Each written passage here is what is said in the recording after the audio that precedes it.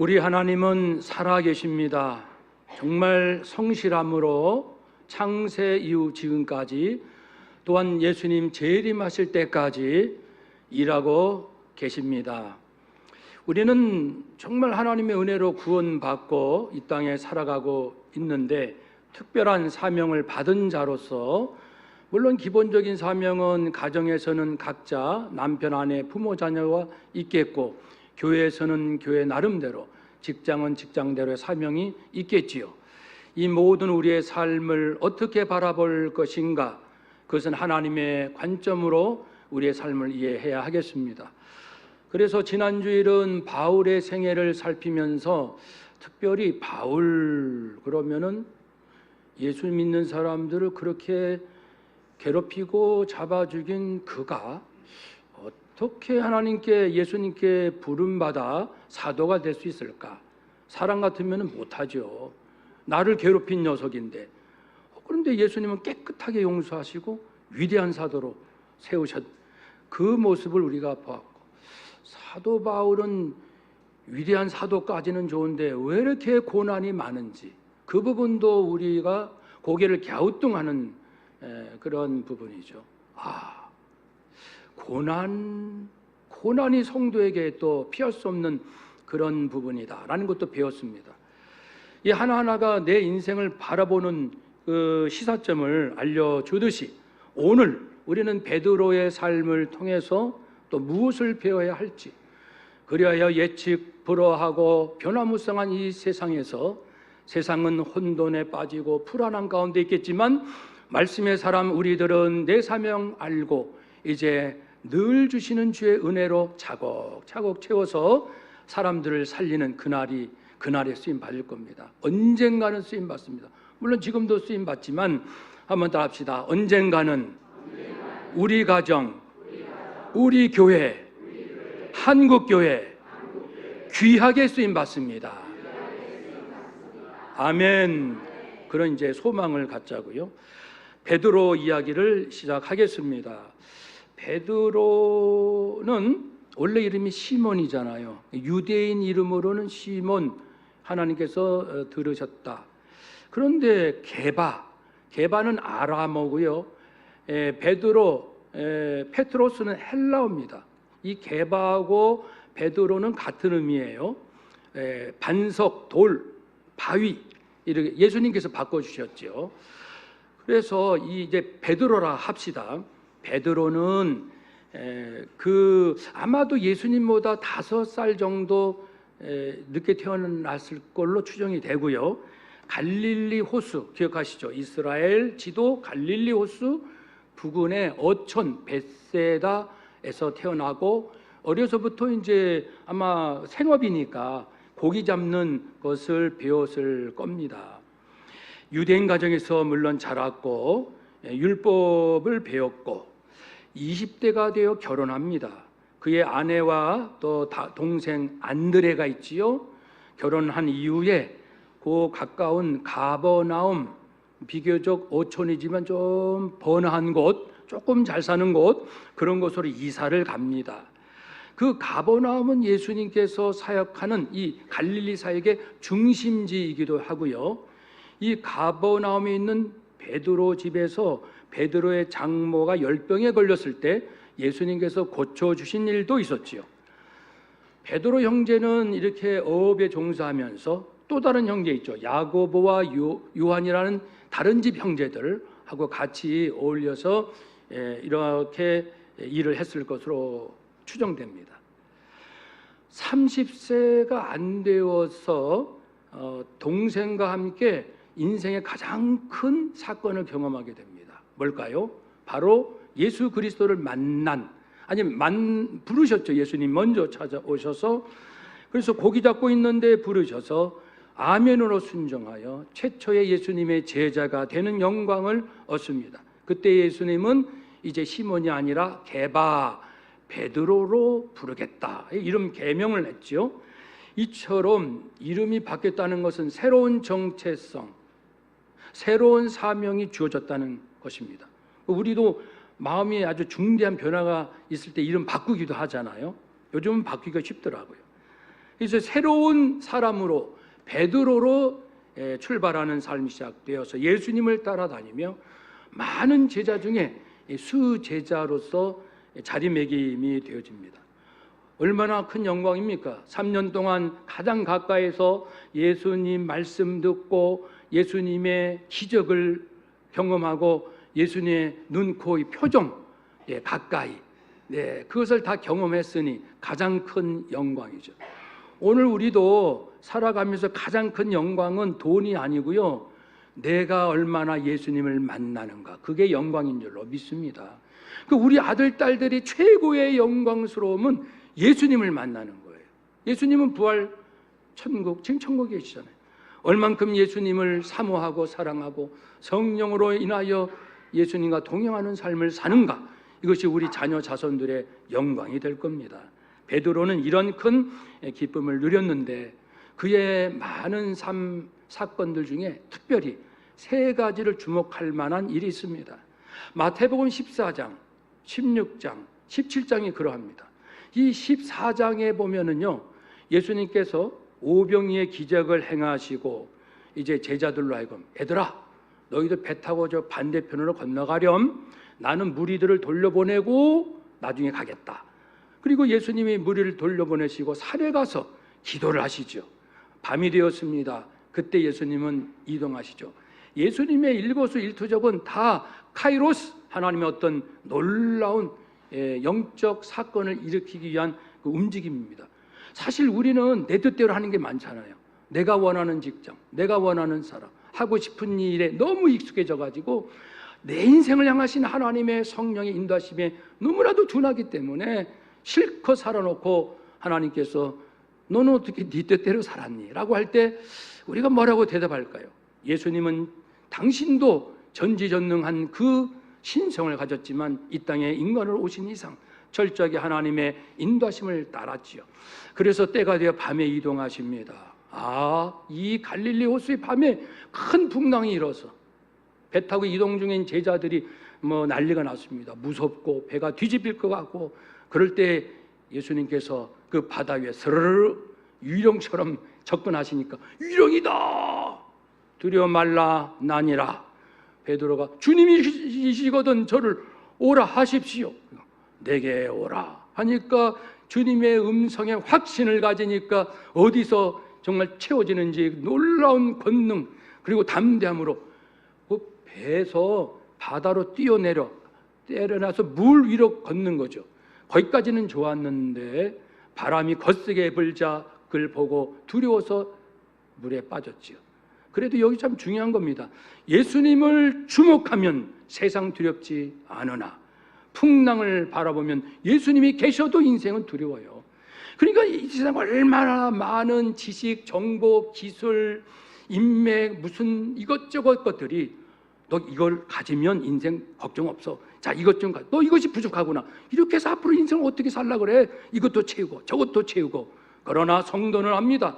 우리 자녀 자손에게 예수님이 계시면 세상이 두렵지 않고 아무리 천금을 얻었다 할지라도 우리 자녀, 우리 가정 안에 예수님이 안 계시면 있어도 불안하고 없어도 두렵고 베드로가 이제 그런 경험을 했죠. 그리고 이제 16장 갈릴리 호수에서 한 40km 올라가면요, 지금의 골란 고원이 있습니다. 그곳에 가서 예수님께서 아주 굉장히 중요한 질문을 하셔요. 얘들아, 세상 사람들이 나를 누구라 하느냐? 뭐라고 합니다. 너희들은 나를 누구라 하느냐? 질문 받으면 긴장합니다. 뭐라고 답을 해야 되지? 그럴 때 베드로가 어떻게 이렇게 담대함이 있는지, 주는 그리스도시요 살아계신 하나님의 아들이시지요. 베드로, 그건 네 이 혈육으로 아는 것이 아니고 하나님 아버지께서 가르쳐 주신 것이다. 그러니까 하나님의 계시, 성령의 충만함, 이것으로 깨달아야 예수님이 누구인지 정확히 알지요. 오늘날 신학 공부, 예수님에 대해서 몇십 년 신학 공부한 사람, 학자 중에도 예수님하고 별로 관계없는 학자도 많습니다. 유럽에도 그런 학자 많아요. 분명히 신학자입니다. 예수님하고 교제가 없어요. 믿지도 않아요. 부활도 믿지도 않고요. 그런데 세계적인 신학자예요. 우리 조심해야 합니다. 그래서 내가 믿고 아는 예수님은 지식은 물론 기본 바탕이에요. 그러나 성령께서 확실한 믿음을 주시고 인격적으로 예수님을 만나야만이 예수님을 나는 사랑해요, 예수님을 알지요 라고 고백이 가능한 것입니다. 그 일이 있고 나서 다시 70km 남쪽으로 쭉 내려오면 나사렛 부근에 도착합니다. 그때 예수님은 또 잊을 수 없는 사건이 있지요. 이름하여 변화산. 예수님이 수제자 3명을 데리고 위로 올라가셨는데 예수님께서 이제 부활하실 때 그 모습일 것으로 추정되는 얼굴이 빛나고 이 의복이 눈같이 하얗게 변화됩니다. 모세와 엘리야가 갑자기 나타나고, 이건 있을 수 없는, 상상할 수 없는, 영의 세계는 그런 겁니다. 늘 예수님 지금 천국에 계시는데 믿는 사람 누굽니까? 우리밖에 없잖아요. 아무리 내가 사랑하는 남편이라 할지라도 내 남편이 예수님을 영접하지 아니하면 천국이 어디 있어? 무슨 예수님이 지금 천국에 계셔? 정신 좀 차려 여보, 그렇게 말할 거예요. 그러니 변화산에서 나타난 변화된 예수님 모습을 직접 보고 그 황홀함에 빠져서 이제 베드로가 나중에 자기 베드로전서에 기록을 남겼지요. 여러분, 이 사건이 베드로에게는 잊을 수 없는 그런 모습.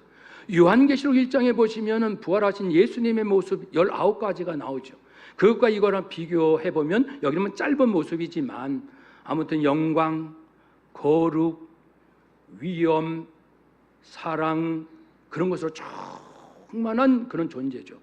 그러니 우리가 그 예수님을 영적으로 만나야 내 심령이 살아나죠. 아무리 이 세상에 이것저것 많아도 심령이 살아나지 아니하면 돌아서면 불안, 근심 걱정밖에 없고 남과 비교시켜, 그래서 교만하든지 열등감에 빠지든지 그렇게 평생을 사는 거거든요. No, 우리는 그런 사람 아닙니다. 우리가 직접 우리 변화산에 있지도 아니하고 또 부활하신 예수님을 만난 적은 없으나 가끔 만나신 분이 계셔요. 저도 꿈에서 뵌 적은 있어요. 얼굴을 뵙지 못했어요. 꿈에서 예수님이 앉아 계시더라고요. 과부자 자세로. 얼굴은 볼 수 없었어요. 난 제가 얼굴 숙이고, 예수님이라는 건 꿈에 분명히 아는 거죠. 그래서 그 예수님 앞에서 이렇게 막 회개하는 모습이었거든요. 아주 명백한 꿈. 저는 꿈은 거의 꾸지 않는데, 기억을 못 하는데 또렷하게 기억을 하지요. 많은 분들이 또 예수님을 영적으로 경험하고 체험하고도 있습니다. 아마 우리 성도님 안에도 있을 것이지요. 그렇게 해서 이 베드로 이렇게 중요한 3가지 사건을 경험하는데, 이런 모든 것들이 하나하나 믿음이 성장하는 과정이에요. 근데 지식적으로 그냥 소문 듣고 아니면 저분 따라가면 내 팔자가 고쳐지겠거니 이런저러한 이해관계로 따라갈 수도 있었겠는데, 기적을 봐도 믿음이 생깁니까? 그러지는 않거든요. 그러나 기적은 또 도움이 되거든요. 이것저것 합쳐져서 믿음이 야금야금 조금씩 성장해가는 베드로의 모습을 우리는 보게 됩니다. 그래서 베드로는요 정말 큰 소리 뻥뻥 치고 내가 가장 예수님을 사랑하지 이렇게 얘기했던 제자입니다. 그런데 그러나 아시는 것처럼 예수님 이제 잡히셔서 불의하게 신문 받는 그 밤에 자기도 붙잡혀서 어려움 당할까 봐 피신해서, 그러나 아주 멀리 가지 못하고 멀찍이 예수님 당하는 모습을 보면서 군중 속에 숨어 있었잖아요. 그래서 예수님의 제자인 걸 알아본 어느 여종이 당신 예수 믿는 사람 아니야? 그러니까 철렁. 그러니까 우리도요 세상 살면서 당신 장로잖아. 그때 가슴이 철렁일까요? 그렇지요. 밝아질 거예요. 당신 목사네?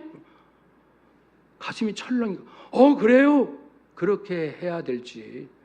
어제도 저희 사는 곳 저 16중에 어느 친구가 택배가 그쪽으로 잘못 갔는데 전화를 우연히 누구세요?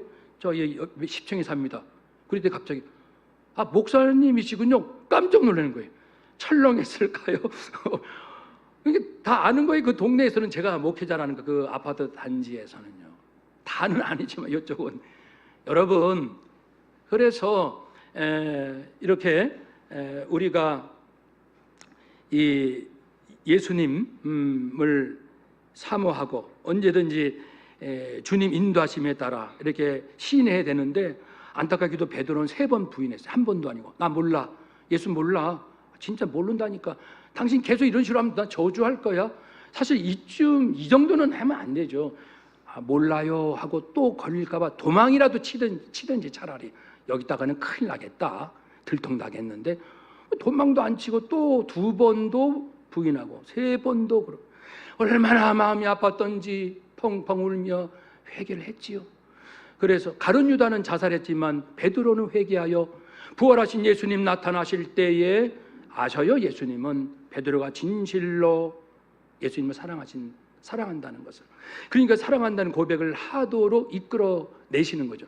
그러니까 심리학적으로 아주 예수님은 아주 고도의 그 사람의 심리를 다루시는 분이에요. 그래서 네가 나를 사랑하니 한 번이 아니라 3번 반복하여 확실하게 말하게 한 후 내 양을 먹이라 치라 먹이라 다시 사명을 회복시켜 주십니다. 저는 이 부분에서 우리 예수님의 목적은 구원이고 사랑이고 넘어져도 다시 회복입니다. 예수님의 꿈은 회복이에요. 인간의 연약함은 다 아셔요. 용서입니다. 결론은. 저도 예수님의 용서, 하나님의 용서 거기에 꽂혀 있기 때문에 궁극적으로 한번 따라합시다. 하나님 궁극적으로 모든 사람들을 죽기 전에 용서하게 하옵소서. 아멘. 부디 남편들 용서하세요. 아내들을 용서하세요. 부모, 자녀, 형제 용서하시고 성도, 목회자, 우리 아이들까지 다 용서하셔요. 왜냐하면 오늘 내가 하나님 부르심 받을지 모르잖아요. 용서가 마지막 영성의 꽃은요 평안인데요 사랑인데 사랑의 열매는 용서거든요. 나는 다른 거 다 해줄 수 있는데 용서를 못해. 그러면 그의 인생은 지옥입니다. 겉으로는 평안할 거예요. 아무 문제 없을 것 같아요. 용서하지 못한 자의 이 심령은 마귀가 지배를 해서 숨도 제대로 못 쉬고 밥을 먹어도 밥맛도 없고 어디 좋은 데 가도 재밌게 여행도 안 되는 거예요. 용서를 못하고 있으니까 예수님 찾아서 용서를 하시고 회복시켜 주시는, 아니 베드로는 그런 것까지 경험한 거죠. 그래서 예수님께서 야 너 나를 배반해 부인해 3번 그렇게 악을 조종하는 분은 아니고 잘못은 사람이 할지라도 우리 예수님은 용서하여 다시 회복시키시는 그런 꿈과 열정을 갖고 계십니다. 우리가 그것을 배워야 합니다. 오늘날 용서하지 못하겠다라는 사람들이 이 대한민국에 얼마나 많은지 몰라요. 점점 나는 용서할 거야. 에이 나하고 어떻게 사는 게 중요한 게 아니에요. 당신도 하나님 잘 믿으세요. 나도 잘 믿겠습니다. 이렇게 해야 되는데 심지어 예수 믿는 사람들까지도 심지어는 목사님들까지도 그런 믿음보다는 나 당신 고소할 거야. 당신 용서 못해. 이런 사람들이 더 많아지고 있다는 게 통탄할 노릇이죠. 자, 사랑하는 여러분 결단해야 합니다. 이제 베드로는 많은 은혜 받고 이곳저곳 다니며 복음 전파하며 기적을 행합니다. 사마리아 지역에도 가요. 사실 베드로 생각에는 두 부류의 사람은 만나고 싶지 않은 거예요. 사마리아 사람들 같은 유대인이지만 이제 피도 섞였고 이방인하고 신앙도 우상 숭배가 많은 지역. 에이 사마리아 사람들 no 나는 만나지도 않을 거야. 더 거부하는 것은 이방인들. 그들하고는 상종도 하지 말아야 돼. 아니 그러니까 예수님 믿고 성령 강림 이후의 역사를 자기가 경험하면서도 두 가지는 못 버리는 거예요. 그만큼 사람은 내가 믿음이 훌륭한 것 같아도 저 깊은 곳까지 박혀있는 편견, 선입견, 그리고 내가 경험한 게 전부거든요. 내 지식, 내 경험, 이것으로 하나님을 다한다고 생각하는 거예요. 이것으로 난 당신 알아 라고 딱지 라벨링 붙이면서 당신은 이런 사람, 당신은 이런 사람, 여보 당신은 이런 사람이야 라고 딱지를 붙이는 인지 왜곡이 얼마나 많습니까? 조금 아는데 다 안다 그러고 몇 마디 들은 가지고 모든 사람이 그렇게 말해 라고 하지 않나요? 근거도 없이 그냥 막 주장하기도 하고 아니면은 선택해 나야 저 사람이야 극단적인 선택하도록 사람들을 몰아붙이고 중간도 없어요. 나냐 저 사람이냐 이게 모든 사회를 그냥 흑백 논리로 편가르게 되고. 사랑하는 여러분, 그러니 우리들의 이 살아가는 이 사고 머릿속을 아마 성령님이 이렇게 들여다보면 너무 안타까울 것 같아요. 이 맑고 깨끗하고 진실하고 나의 부족함을 깨닫고 항상 열린 마음으로 들어보고 잘못되면 인정하고 함께 또 다음 단계로 나가는 이런 열린 마음보다는 뭔가에 사로잡혀서 자기 뜻대로 자기 세력을 규합해가지고 이렇게 지옥같이 살아가고 있지 않습니까? 그러니까 성령께서 베드로를 사용은 하셔야겠는데 연약한 부분이 있어요. 사마리아인 no, 이방인 no. 그래서 사마리아 지역에 예수 믿는다는 소리를 듣고 이제 보냅니다. 성령께서 베드로하고 요한이 가서 복음을 전하니 믿어요. 성령이 임하네요. 이야, 사마리아인들도 진실로 예수님을 믿는구나. 그 확신을 가지고 기쁨으로 돌아 예루살렘에 오니까 아니 여전히 이방인의 사마리아인에서는 고개를 흔드는 유대인 기독교인들, 명색이 예수는 믿지만 여전히 유대인 율법을 할례를 받아야 한다라고 하는 그들이 딱 있다가 이 베드로가 이방인 집에 가서 밥도 먹고 뭐 어떻게 했다면서 벼르고 있는 거예요. 막 공격합니다. 그러니까 잠깐 우리 흥분하지 맙시다. 감정을 차분하게. 내가 이런 경험이 있습니다.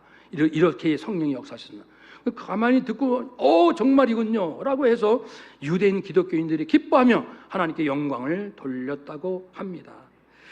그런 다음에 또 12장에 보면요, 헤롯 아그리파 왕이 야고보 사도 칼로 죽이고, 그리고 그 나쁜 유대인들이 막 좋아하니까 기독교를 핍박하는 세력들이 베드로도 딱 잡은 거예요.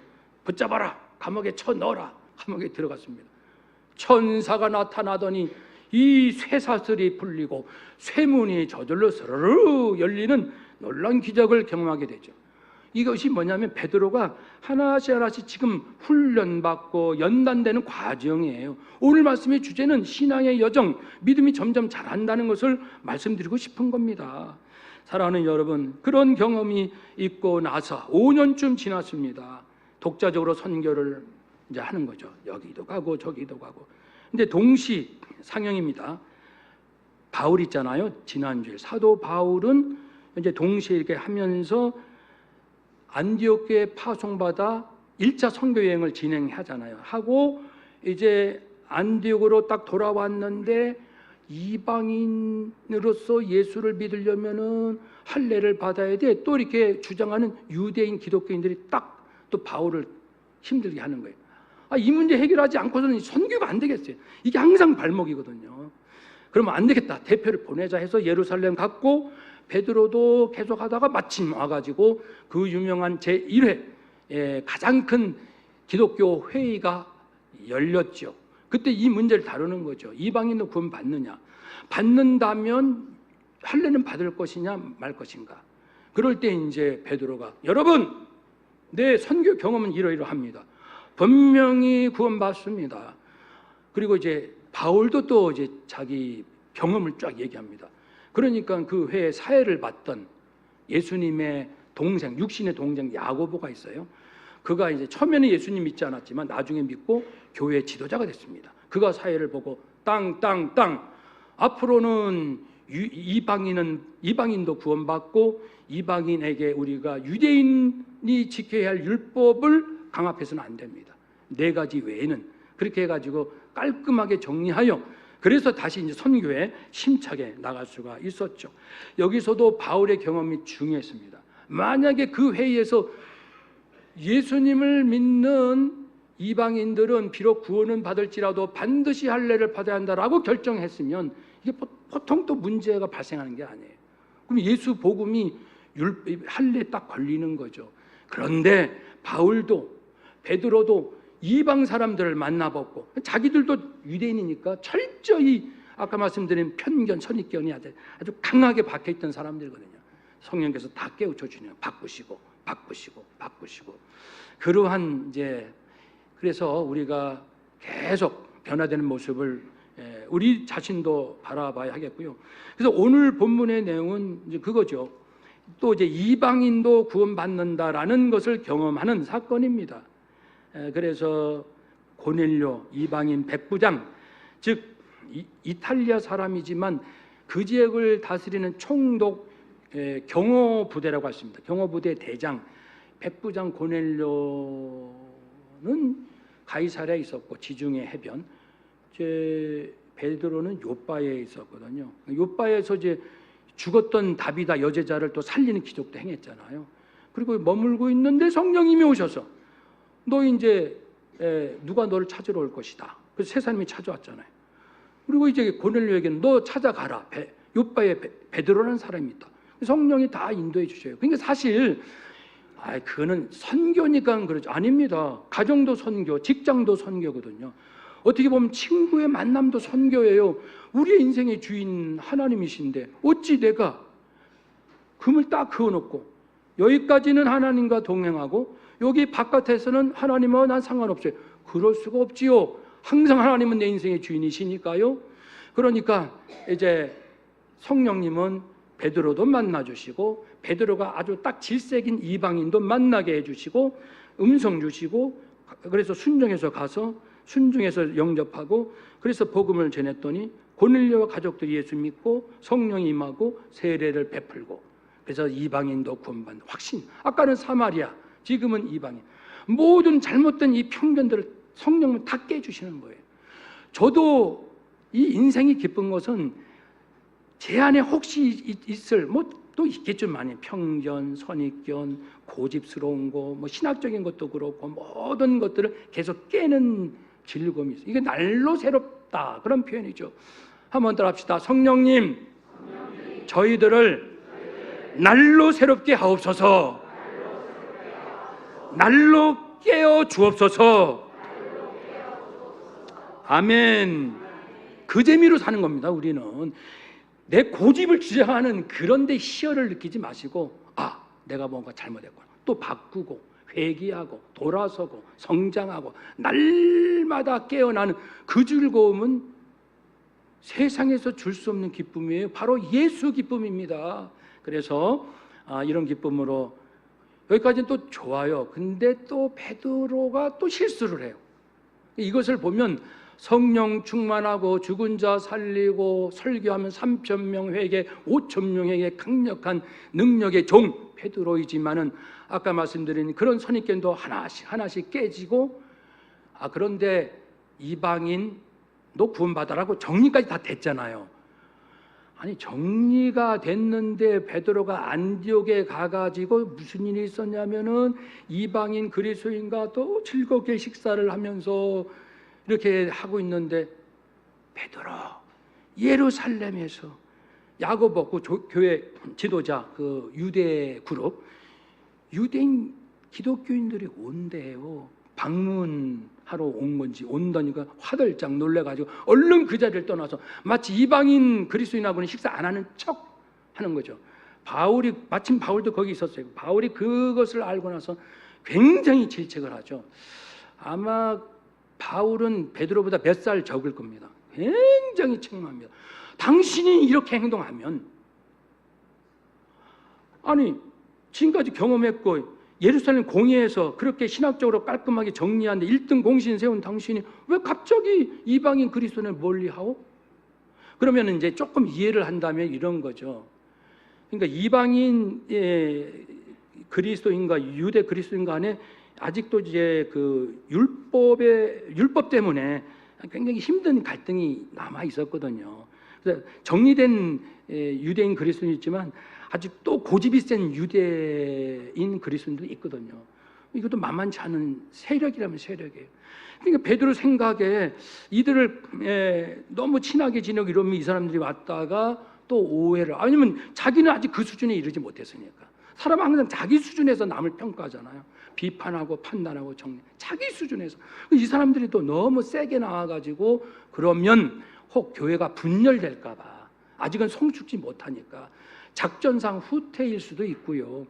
아니면 그 이유가 아니라면 그렇게 담대할 때는 담대했지만 또 인간인지라 워낙 큰 세력이 와서 이렇게 하니까 겁을 먹고 두려워서 그냥 좀 비겁한 행동을 할 수 있었겠다. 이런 두 가지 해석이 가능하거든요. 우리의 연약함을 우리가 지금 말씀을 나누는 겁니다. 우리도 그래요. 주님을 위해서는 생명까지 내놓을 것 같은 사람도 어느 상황에서 갑자기 비겁한 모습을 보일 때도 있어요, 없어요? 있다는 겁니다. 우리 자신도 그럴 수 있습니다. 한번 더 합시다. 우리도 그럴 수 있습니다. 그래서 베드로는 서신서에서 얘기했지만 늘 겸손하세요, 겸손합시다라고 얘기. 자기의 그 좀 취약한 부분을 있으니까 겸손하지 않으면 안 됩니다라고 말을 했습니다. 이후에 베드로는 로마에 가서 고난받는 그 초대 기독교인들 향하여 베드로 전서 후서를 쓰면서 전서에서는 아무리 외부적인 핍박이 와도 끝까지 견디십시오. 후서에서는 내부적인 문제, 거짓 선지자 이단들 조심하십시오. 외부 내부 문제를 깔끔하게 정리하고 순교를 당했죠. 순교했죠. 그래서 네로 통치 때 바울하고 거의 비슷할 때 이제 순교한 것으로 보여집니다. 사랑하는 여러분, 인생을 봅시다. 베드로는 한 사람의 삶을 하나님, 예수님, 성령님은 어떻게 다가오셨고 어떻게 훈련시키시고 어떻게 사용하시는가. 그래서 베드로가 마지막 인생의 말년이 참 아름답게 주님께 쓰임 받은 것처럼 우리도 나이가 들수록 더 경건하고 오직 주님께 아름답게 순종함으로 베드로처럼 하나님께 영광 돌리고 교회의 귀감이 되고 우리 모두가 행복한 그렇게 아름답고 토부의 말처럼 한 번 더 합시다. 위대하고 놀랍다, 완전하여 아름답다. 그런 인생 되시기를 축복합니다. 아멘. 기도하겠습니다.